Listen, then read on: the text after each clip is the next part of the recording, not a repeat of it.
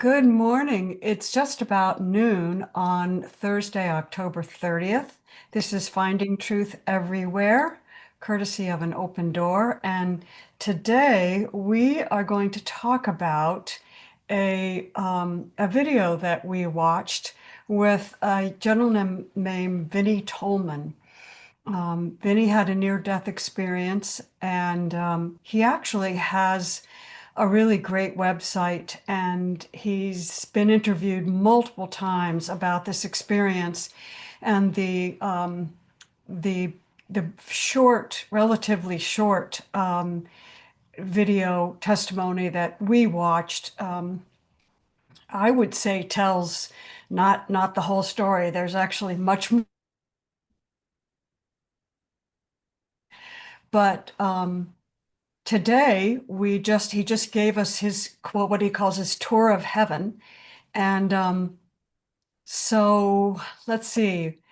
Cindy, do you have a song or anything for us, or I, shall we I just don't, jump? but I have Okay. Rana because Rana's going to actually be leaving in 10 minutes and she All has some right. things to Rana. say. Yeah, I'll start us off and Cindy find us a song because I love songs too. But I just wanted to say hello to the group. I'm feeling really good. I have a follow-up today at 1 o'clock, so I'm gonna, go over to my phone and listen for the rest of it. But I just enjoyed this video so much. It made my heart smile.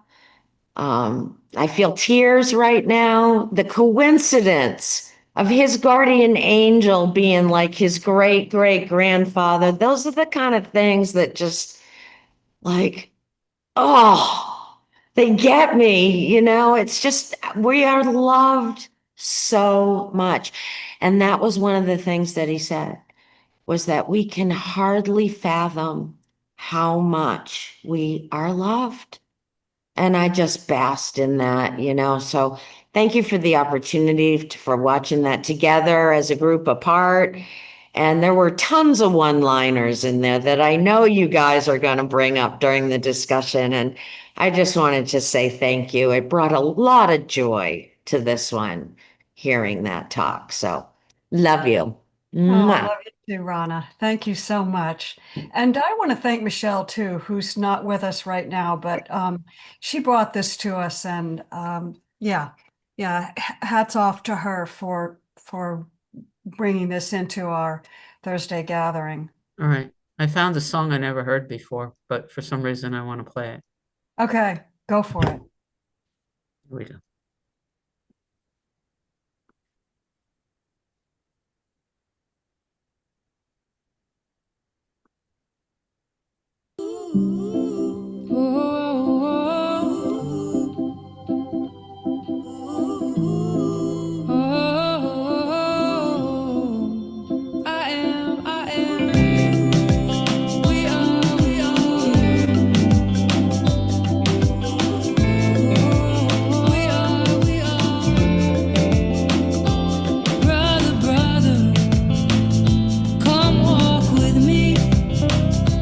Show me the top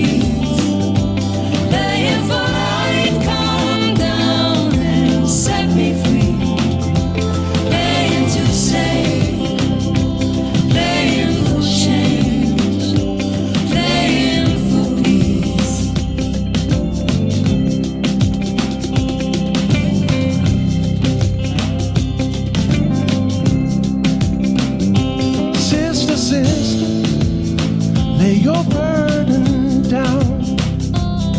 Keep your heart wide open and hear the sound. It's all around you. Your kingdom's wide to carry the weight of this world with pride. I am humble and I'm confused. There is no mountain I've found here that I can move. And you say, sweet love, your heart's great. So will you follow it closely and let it show you your fate and keep playing for love, playing for peace, playing for light, come down and set me free, playing to save, oh we're playing for change, playing for peace.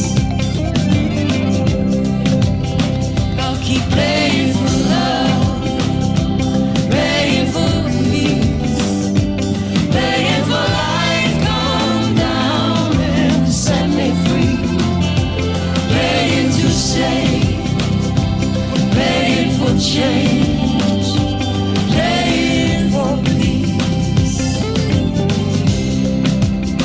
I am playing for peace.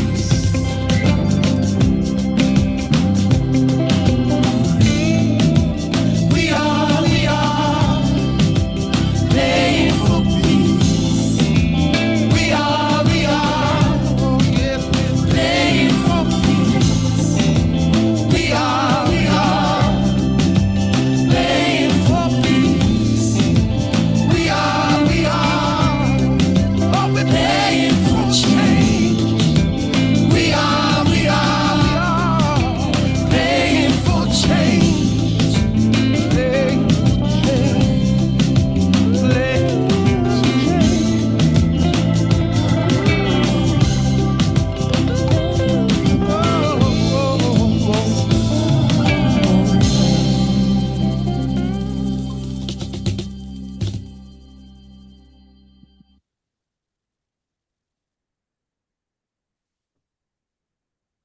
You'd almost think that I listened to it before, Fit. Yeah, that was really great. I love the dancers in the beginning with their all their color. Well, all right, so here we are. I'm just going to do the normal thing of just going through what a few of the highlights were, but I know all of you have your own highlights and your own things you're going to want to contribute to this. So I'll just dig right in because I love Vinny Tolman and I love this interview. Um, so I thought it was really funny that he thought it was Jesus at first, and then he thought it was God. He thought that Drake was Jesus or God. And at first he didn't really know what was happening. He didn't really get that he was watching his own death, the bodily death. And I really also appreciated when Drake told him that he thought he was just going to go to heaven. Like, okay, I've been good, so I know all about this. I know I'm going to be going there. And Drake says, well, no, not so fast, actually. Um, love is not the first understanding. Authenticity is. Because until you know your authentic self, you can't love fully. And that was something I hadn't really heard in that way before by anyone else that's had a near-death experience. So he needed to find out who he was at his core. And from there, that's where you begin to build your love energy. And so Drake says you can't love until you're fully authentic. And I loved the one-liner. He said, Earth is a classroom, not a courtroom. I thought that was really, really good. Yeah, yeah. Um, and the way he described what you're trying to do is build your cohesive energies with each other and to grow in your ability to feel and to love. And that's what we're doing right here is building our cohesive energy with each other. And I just think that it's such a great way to look at it. I hadn't, again, building cohesive energy was that was kind of a new take on it. And he said, love is the strongest energy in the universe. It's the building block of the universe. Loved that. I also really appreciated the way he mirrored the guides in a way when he said, you move up and through dimensions. And he described the sensation of it, that it felt like sort of like sticky plastic moving from one dimension to another. And then seeing the sun, which he said was 1,000,000 times bigger than any sun, which is so typical. That's just classic, classic, classic. And the way that he described the pearly gates was really good. The pearlescence of each one, of each soul, just being in an orb of light. And I wish Sandra was here because she and I both see these little sparkles of light at night. Maybe we aren't the only ones. I see them sometimes during the day too, but seeing these little sparkles of light in your visual field. And then his description of coming into quote unquote heaven and touching the grass and the feeling of the grass moving up through him and the grass singing and smelling, a symphony coming out of everything was really, really beautiful. I've heard that before in other near-death experiences, that everything is singing. I just, there's something in me that just really wants to hear that. And then everything emitting light, because source energy and source light is what is in everything. And that consciousness is everything, and it's what we are. And then you will all have so much more, but the healing attributes of water, the water asking if it could touch him, and he says okay, and the way it feels when it moves up his feet and his ankles, and it may be that he described that in a different video, but I know I've heard him describe that before, the way the water moves up through his legs and through his body into every single part of his body. And it's not wet, but it gets everywhere and it feels so refreshing and so healing. So there's so much more, the impact when he goes in to talk to the doctor and the doctor kicks him out and tells him to get the fuck out. That was pretty darn good. And then going to Wyoming, as Rana said. So all of it was really, really good, but I don't want to take too much time because I want to hear what everyone else thinks. So I will just turn it over to anyone who wants to raise their hand. And Julie, you're right there. So bring it on, girlfriend. What you got? Good afternoon. All right. Yes, I wanted to go first because my husband had back surgery yesterday, so I'm heading in to visit with him. And I got to tell you, every time I get a little away from these rooms, because last week we were in St. Louis because, we're moving there looking for homes. And I wasn't able to attend a lot. And then you kind of get like in your own little, and boy, I'll tell you what, God brings me right back here with listening to this video. And it was just, oh my God, there's so much in it. I was like Rhonda said, I was just smiling and ear to ear and the joy I felt from it. But the one thing that really struck with me is the hour of power he called. And like in the morning, you should start your morning off with, like positive energy, prayers, all love. And then when you go to bed at night, same thing, because if turn off the news, turn off maybe TV shows, turn off anything that's negative energy. And that really was a big ding ding for me, because in the morning, I do start off my mornings with my prayers and love for all of us. And then by the end of the day, sometimes I get wrapped into the play we're in, and then I want to go there. And so I really appreciated that. Of course, with the water, I swim on Thursday. So anything I hear about water, it is so true. And I'm in that water, I just feel like I am one with God. It's unbelievable. It's a really cool feeling. And I know I'm going to miss on some because my brain. Um, oh, and the love that he said. Oh, yeah.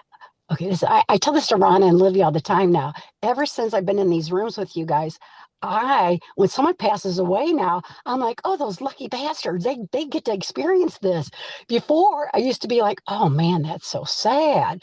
But I know it's sad for the people that they're leaving. But now I'm like, gosh, I can't wait, even though I'm enjoying my life right now, but it's nice to have that difference positive attitude now with death, because everything we talk about, death is just going to be so glorious and so wonderful. And yeah, I can't wait for that experience. But it's my time. It'll be my time. And on a side note, Richard, I'm not going to be in Lake St. Louis, but I'm going to be close to you. We're moving to O'Fallon, Missouri.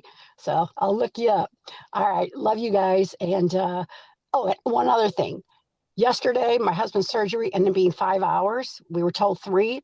And I got to tell you, I felt God the whole time. I wasn't nervous. I had my prayers. My friends were praying. Family was praying. And the communication with the hospital was fantastic. Every hour they kept me updated. And this was such a wonderful experience. If I hadn't had all of you and have this growth, it would have been totally different. So I thank you all for that, and just love you all. And I'm just so glad I'm part of this now. So yeah, that's it. Wow. Thank you so much. I have the same feeling, and you reminded me, Julie, of how depressed he was when he came back. That's why he went to go see that doctor. Yeah, he was just deepest depression he ever had because of the contrast. Yeah, yeah. And I think a lot of us feel that because we have this memory of home. And yeah, it's not an easy school being here. But boy, we are that sword being beaten into um, the fine edge.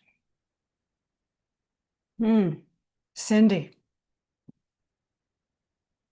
good morning. Good afternoon. I was looking. For me, it's good afternoon. Um,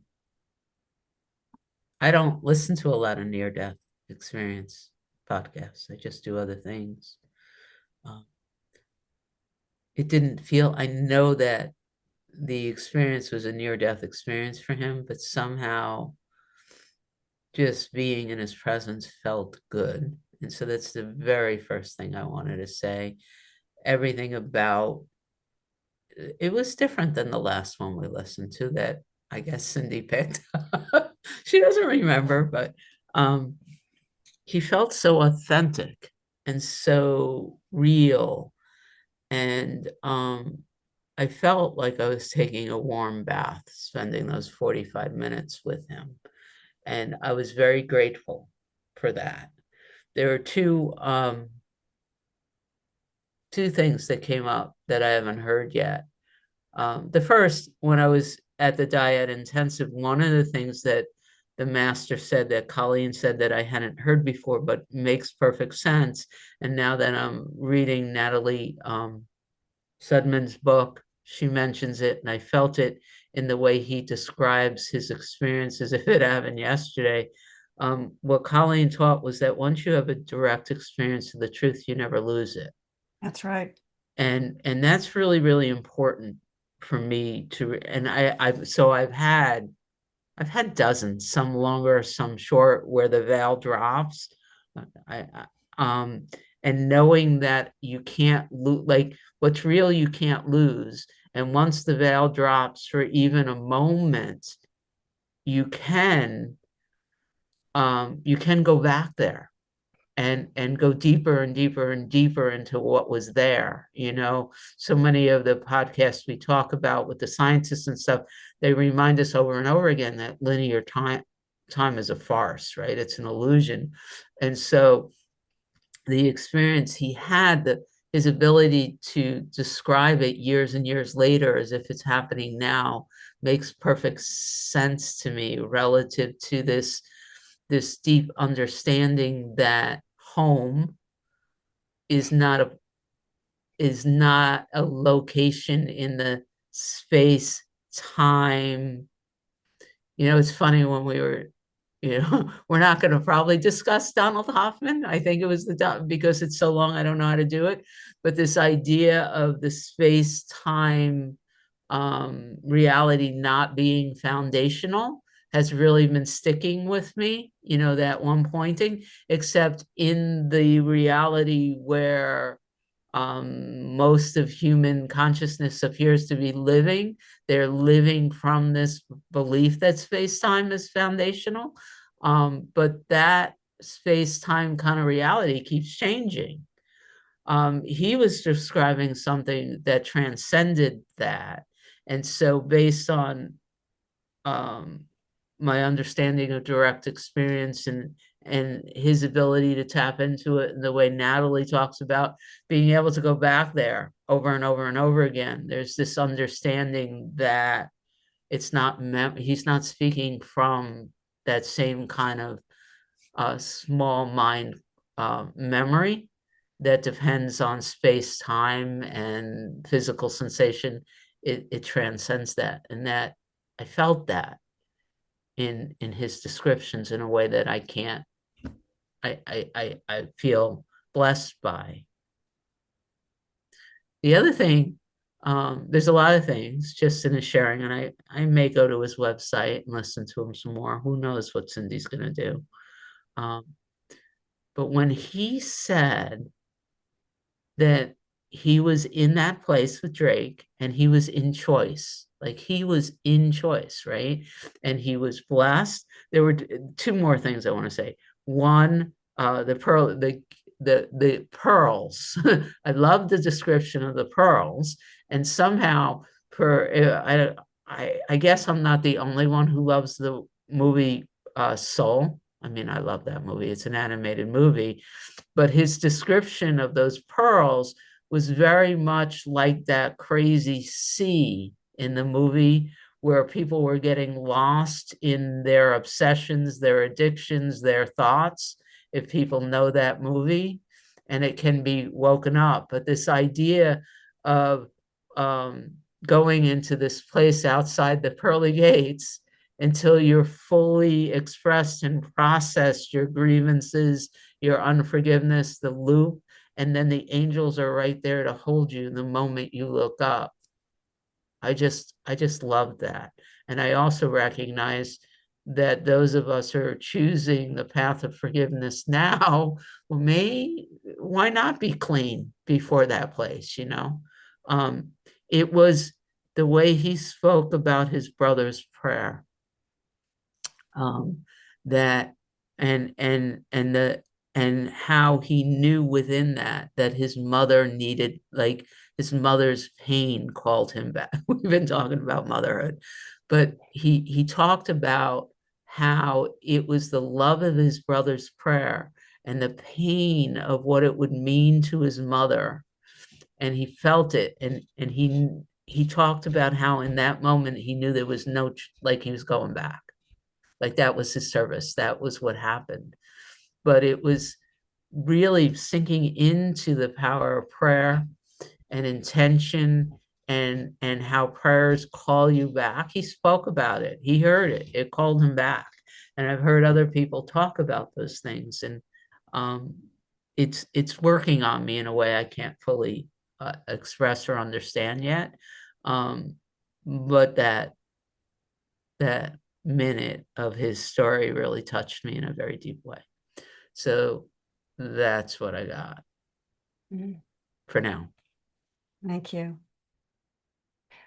Mel, I just before you go, Mel, I just want to touch on one other thing. Maybe this is what you're going to talk about. I don't know, but I like that he said the purpose of our being here is to learn the power of creation.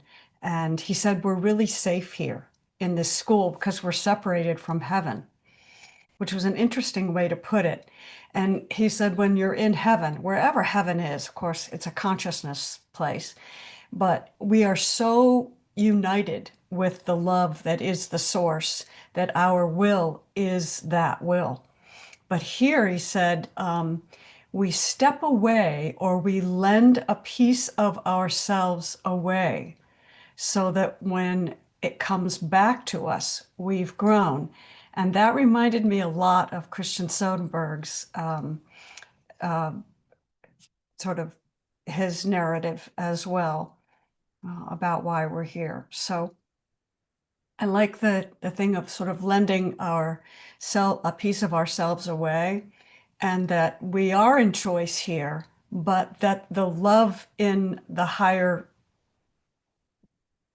dimension, which is perhaps a greater aspect of oneness, not that oneness has any aspects, there's more cohesiveness of thought. So that's all. Mel. Oh, thank you. Thank you. Hi, everyone. Yeah, just a few things. I loved when he, talked about the hug, and when two people hug, it becomes 8 times stronger, or, any number stronger. And that's really cool how, you feel that sense of oneness so Yeah. palpably. I really love that. And I was also, when you talked, Amy, when you were talking about the grass, it made me think there again of Donald Hoffman when he was talking about a rock. And I don't know if you remember this. He talked about animate. Usually we can feel a sense of consciousness in animate objects. But anything, living. But he said, even like a rock, he can't, if you look at a rock, behind that rock is infinite being. Even like a little piece of sand, a grain of sand, everything behind it is this infinite being expressing itself. So I can't even look at a rock anymore without seeing a sort of, an essence could be shining through it. And I think that's what he was pointing to with the grass. Everything had a whole sense of vitality and life and it's just our mindset that separates out everything as animate or inanimate or whatever. I really appreciate that. And finally, it's really cool because here at the University of Virginia, I know I shared this with Amy, is where Ian Stevenson was here, and he started up that, I guess it's perceptual studies or whatever. And out of that now, I think his name is Bruce Grayson. I think that was mentioned in the other video. They're doing a lot of work on near death, but one of the things they're also doing, which is kind of great, is they're providing for people, because of course there's a big hospital complex. So I mean, they have more sources of people who have died and maybe have been resuscitated. They've been doing a lot of care and support for people who have been who brought back, because I think they found that it can be extremely traumatic, to come back to form again. And so they're actually providing a lot of help for them, which is great because you saw how people thought he was crazy and he didn't have any much support or all that, and the doctor didn't understand. So maybe there's some progress in that respect. So I'm grateful. Yeah, you live in a really rich area for that kind of stuff. The Monroe Institute is there. Yeah. There's I so just much I there. just saw an email in our paper today that it's expanding. So I don't know, more is happening there too. So it's a lot Wow. of Wow. energy. Wow. That's really great. Yeah. You've got Keep you AI. updated if I hear anything more about that. Yeah. Yeah. Let us know what else you hear. Thanks. You've got Association for Research and Enlightenment. You've got UVA with Bruce Grayson. You've got Monroe Institute and probably We a also have Yogaville near here too, which was started by, there's a question about that, but anyway, it's another sort of Hindu Buddhist type retreat area in the wow. out in the yeah. So it's Wow. yeah. Good vibes. Good vibes, Mel. Okay, so Lonnie, good morning. Good afternoon. Good morning. I feel like I've already had a full day. Um, whew. First of all, I loved the video. I will be going back to listen to it again. One, because I never hear it all on the first listening, and two, because it rocked everything inside of me. I wept throughout the entire video. Um, I can't say that I recall which one it was, but it was one of Paul Selig's books a few books back. And well, a few books forward from where we're working in the group later, a couple of books forward. But one of the things that I remember at one point near the end of the book, they said, stop thinking that everything you're hearing is coincidence. Start paying attention. Stop thinking that things are appearing in your space by coincidence. Recognize, that there's more there. And so in listening to this tape yesterday, what had me in such they weren't sad tears. They weren't tears of fear. It was the validation. It was literally at times hearing exact phrases that have come through my system. And I've stopped and said, can this be so? And so Oh, yesterday's reading was like somebody had a speaker into my can this be so and said, let me tell you the truth. Let me tell you what can be so. I wept. I wept at all I can say is it felt like I was being lifted and built up and lifted and built up like a foundation up under me. That's what it felt like I was being held. And the question marks disappeared. So I'm excited to go back in and hear it again. Now that I've stepped out of it, how can this be possible? I'm excited to go back in. The whole thing about the hug got me because I don't know where it came from in me to hug and breathe with a person. But that's one of the things that people talk to me about all the time. Whenever we hug, we get to breathe together, and I love breathing with you. Who the hell knew about that? Well, guess what? Yesterday he explained that to me. So it's the simple stuff like that. I had been hearing in my system that I had to be very mindful of what I feed into this system that we're curating. And that's with food, that's with what comes in through here, through here, through here, and through here. And I had been saying it out loud, but when he said it, made all the sense and took hold immediately. Because last night, instead of normally I've been going on with the dog whisperer, I watch that and I play a little game. Instead of playing my little game, there was an actual ancient text, a full text. And it opens up with, listen to this while you sleep. And I turned it on and turned it up to be heard. I have not slept so well in the year since my mother left. Hmm. So talk about impact. I can't, like, I have trouble grabbing at specifics from the video right now. And when I try to, my whole system does this. And I think that it's because all of it, hmm, I felt it in Dago, all of it was for me. All of it. Thank you. Thank you, Lonnie. I watch NDEs a lot, and because I'm so lifted by their message. And I found that I have to kind of ration myself because, you know, Vinny talks about just being so depressed when he came back and had to live in this reality and how confining and trapped it felt for him. And so I have to be really careful. It's almost like watching NDEs, listening to NDEs for me is like a little bit of spirit food. And then, I know that this is not all there is, but this is where I am. And so I have to be fully here. I can't live with one foot in and one foot out. not totally, not all the time. I have to commit to being here and not just use this like a waiting room, and not wanting to, to be impatient to leave because there's so many gifts here that are for us. And so I find myself sort of being drawn to watch these things and then self-correcting at the same time. But they are so, so hopeful and so beautiful. Ugh. So he says we're volunteering here to grow. That's what we're doing. Yeah, it's learning school, as Alka says. Yeah.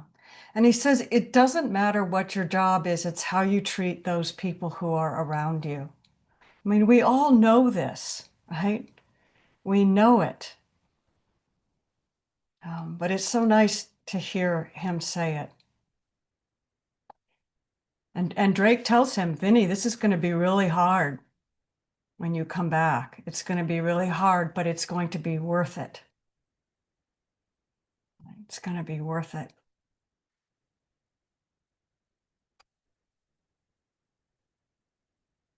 So, having watched some of the other videos that he has shared, I will sort of go out on a limb. I encourage you to look for other videos of Vinnie Tolman's if you enjoyed this one. He talks about in some other videos about as he is coming back into his body, he goes through these various, he goes kind of comes back into the body the way he went out. And he describes this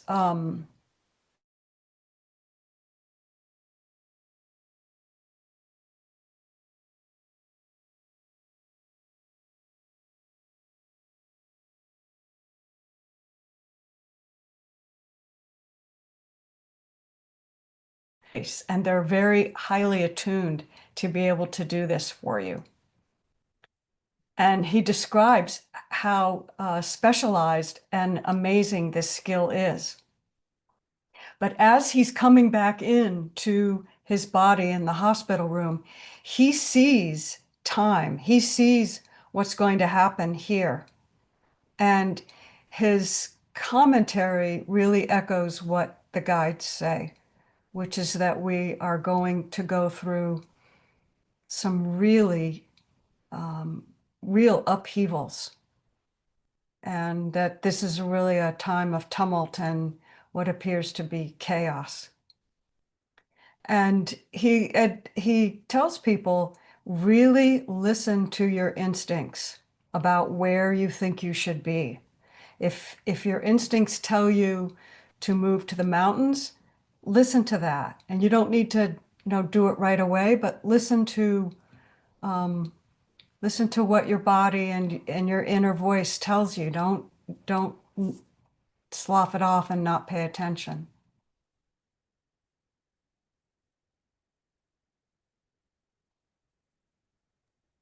And when I was doing the 6 weeks on the road, because I've made this agreement to allow myself to be led, sometimes it was the littlest things.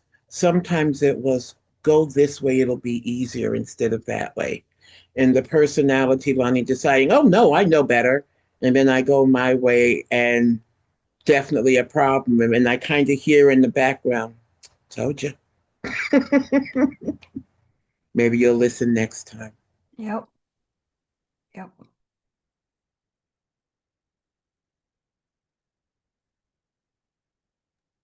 But maybe No. Lonnie, you really needed to go through that experience to allow you to listen more. I mean, we really don't control anything, do we? So what's ever arising is just what's coming through. 100%. And it's what I've actually found myself repeating to someone else that, if you find yourself there, it's because that's where you're supposed to be. And if instead of going into fear about, oh my gosh, what's wrong, we step into curiosity as to what am I to see or learn or whatever here, you get a whole different experience. I needed to know I could be on the road for 6 weeks and do what I did, and everything would be okay. And the question people ask me most, aren't you afraid? And I kept saying, of what? Mm.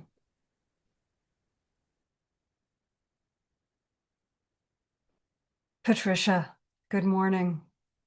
Good afternoon. Good morning here. Good to see you all. I have missed a few days due to computer glitches and doctor's appointments, be that as it may. Yesterday, it's so interesting to me how important it is to come from love and forgiveness, because they're the same. It's a continual reminder, and how beautiful that is. I had to take my computer in, and my Spanish isn't that good. And the quality of communication between me and the computer person was beautiful because it was the quality of connection. Being able to look into somebody's eyes and be able to say, no entiendo, which means I don't understand, and his smile and his gentleness and my gratitude for his understanding. And so there is this dance that happens between people when when my heart is open. And it is the gentleness of just, I don't know, letting go, letting go, letting go, which is something that got really grounded in me in the dyad weekend. Letting go, letting go, let it go into the unknown. I don't know. And being able to trust in that, to be able to enter into that, I don't know, and trust it and not be afraid. So that was just, it's been one experience after another with forgiveness and the little miracles that happen and occur. Thank you. Thank you. And I loved this. I just loved it. And I'm going to go listen to more of him.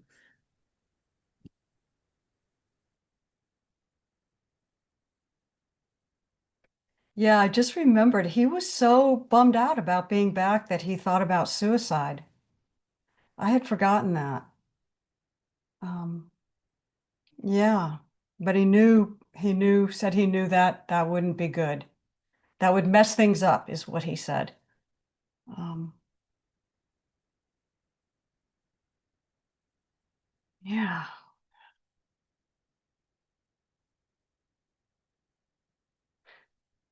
Do you know what happened to his friend? You know, I don't. I thought about that. I don't know. He doesn't, I've never heard him say what happened to his friend, or if I did, I've forgotten what it was. I think he was okay. I'm pretty sure he didn't die. But yeah, I And don't if know. he died, that's okay. Yeah, if he died, that's okay. Yeah. I think, the things that really I sort of am a little bit hesitant to say this, but you can look it up anyway. He does talk quite a bit about where we're going on the planet in the next few years. He talks quite a bit about that in some of his videos. Of course, when he came back, like so many other folks that have near-death experiences, they bring back the ability to communicate on a level that we're not really open to. Because as Cindy said in the beginning, these experiences alter you forever. You can't unlearn what you learn. So he continues to speak to Drake and to other folks that he has met. But he just says there are going to be some kind of strange times that come ahead, but he said, don't be afraid of death, even if death is what you have to face, if it's what comes for you, if that's the path that you're on, and treat everybody with love and kindness, because I mean the whole thing is you are the other person. There's no separation. You are the other person. He's very, very clear about that. But he says that we're going through times that are going to be, there are folks that are really going to have to learn the hard way, that they aren't separate. And so there will be apparent chaos and there will be suffering until folks really realize that being in resistance isn't helpful to them. What I And find interesting is the whole idea that people need to learn that they're not separate. However, the one and only way that any impact can be made is in that knowing to go inside one's own being to do the work of raising frequency. yeah, So that you almost have to stand in the separation, or at least the physicality of the separation, to reconnect and to remember almost. I don't know how that works, but it's this interesting juxtaposition. We know that we're not separate, and yet the only way to vibrationally affect change out toward other people is to have that change happen in our own frequency. yeah. It is a paradox, isn't it? Yes. Yeah, yeah. And Alka said, that's already happening. And boy, that is so true. It is already happening. Vinny also says in some of his later transmissions, he says, if you can avoid living near a city, do so. It's probably best not to live in a really big urban area. He says there are going to be a lot of power outages and technology is going to fail us. He says we're going to really go back to the basics of relying neighbor upon neighbor. And it's not that we won't have technology, but it's not going to be what we think it is. Yeah. Anyway, Cindy.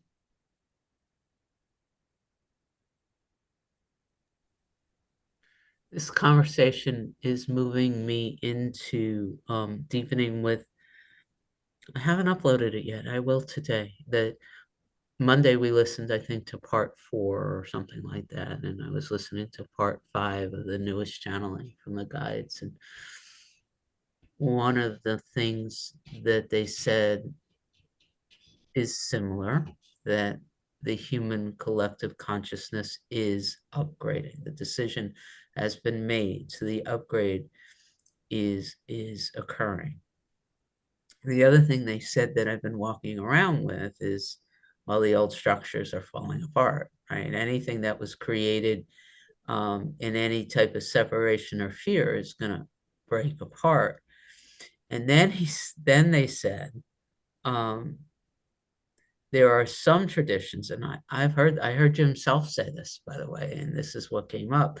He said that there are some traditions that say that as this rising of consciousness comes up, there are those who are going to rise, and there are those who are not going to rise. And the ones who are not going to rise, I've heard Jim Self say it's going to be like being in a high-rise apartment, and you're going to bypass each other on elevators and not see each other. The guides stated quite clearly that's not this teaching. They're clearly stating that it's going to take a number of generations, and those being born today already are being born with the knowing that they don't have to choose from historical data. But they said the human collective is rising, not some humans. And I've been really sitting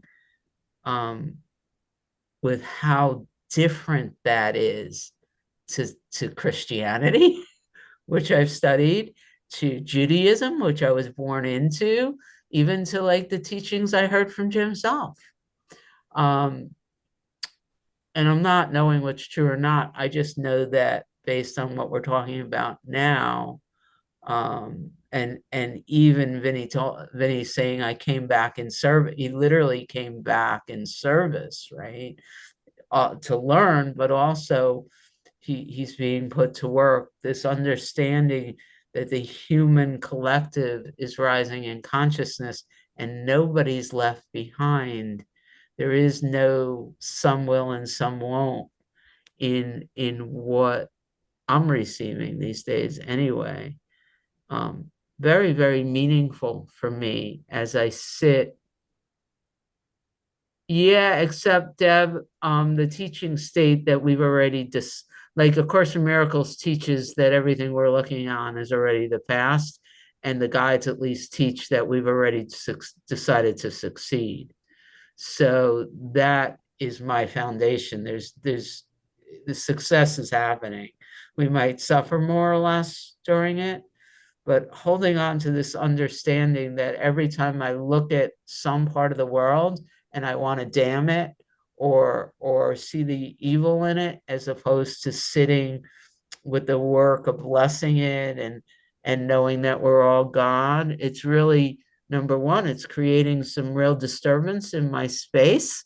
I'm noticing how much I don't want to bless, like in subtler and subtler ways. But this teaching really reminds me that separation is being undone. And what you damn damns you back, and what you hold in darkness calls you to it. And the human collective is rising in consciousness, not just those of us who are choosing to see it that way. So Yeah. Well, if And nothing else, aren't they saying that as the collective rises, there'll be those individual expressions in humanity who'll continue to choose to learn through fear, but it doesn't change the fact that the collective is rising. well, yeah, that's an interesting way of looking at it, I think. None of us really knows. But he did say, Vinny said that the love energy is a frequency. And he said it's so high that you have to acclimate to it. Your individuated expression of the oneness, which is what you are, has to reacclimate to its original frequency. It has to come back and match the God frequency. And he said the frequency is so high, and this speaks to Cindy's elevator speech. He said you won't even see the high frequency. It's not even available for your perception. So that was kind of interesting. And the thing is that I come back to our beloved Indigo. No one raises their own frequency, right? The frequency is raised. There's no individual will that raises frequency. When you decide that everything is for you, which is the only choice you can make here, that's the only choice, is to be in non-resistance and to allow all for the highest good. That is raising the frequency, because you're no longer resisting what is. The resistance to what is what lowers the frequency.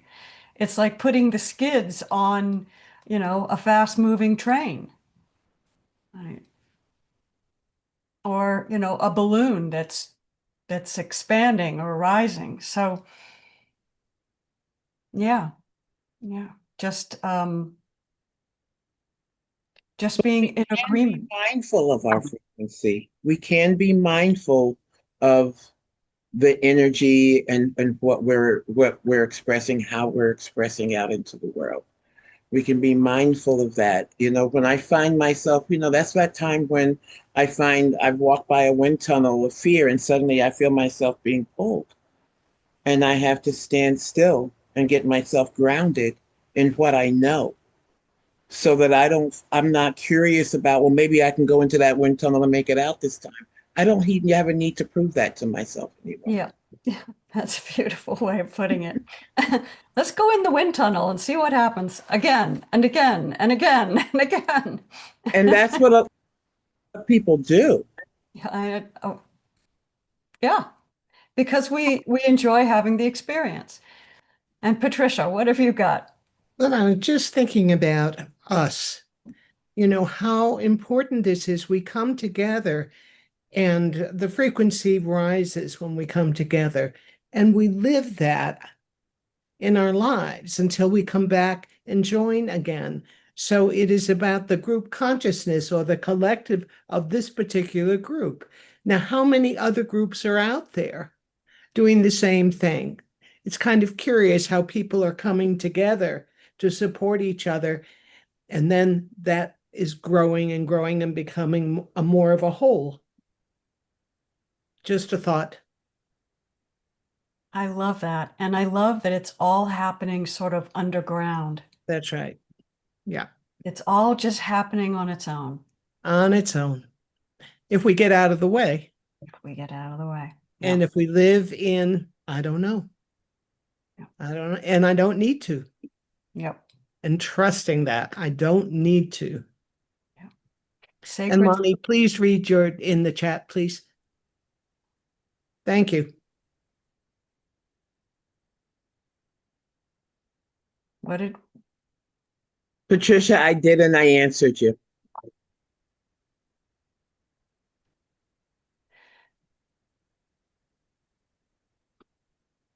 all right. Yeah. So he says that we build negative deposits and positive deposits, right? That was one of the things he said, just based on our thoughts. And he said, thought is creation. What goes on between these two temples, I think that's what he said. That's the power of the universe.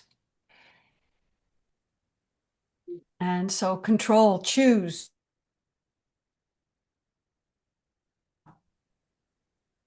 Yeah. But So Amy, do we Mel, have choice about that? I mean, we don't choose our thoughts, do we? I had a question about that. I think we can choose at this level.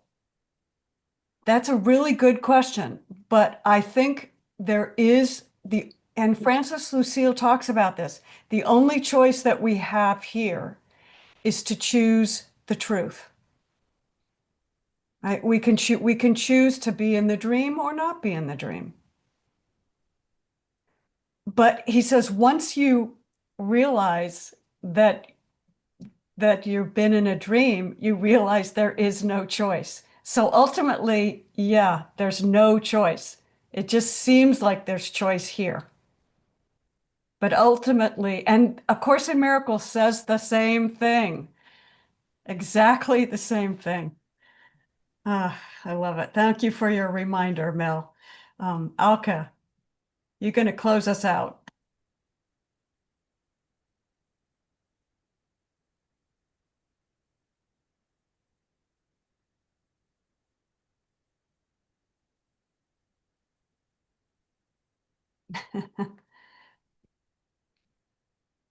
It must be the other button. I'll click the yes to unmute button again now, and hopefully something will pop up for you to press. Here we go.